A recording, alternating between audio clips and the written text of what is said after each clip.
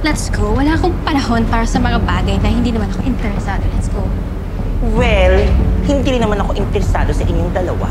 Kaya tama yung ginagawa niyo, umalis na kayo sa tapat ng booth ko. Kasi for sure, kung hindi naman kayo bibili, mamalasin lang ako dito at wala namang pupuntang customer.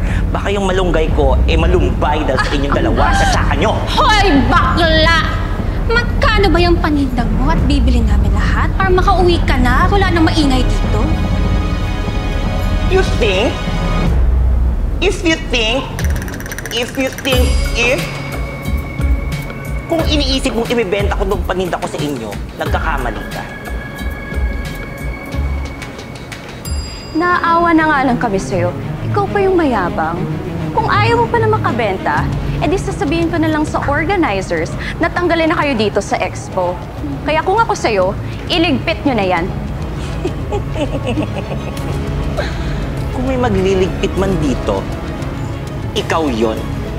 Dahil ang organizer ng event na to ay walang iba kung hindi me, myself, and I. Tatlo yun, no? Me, myself, and I.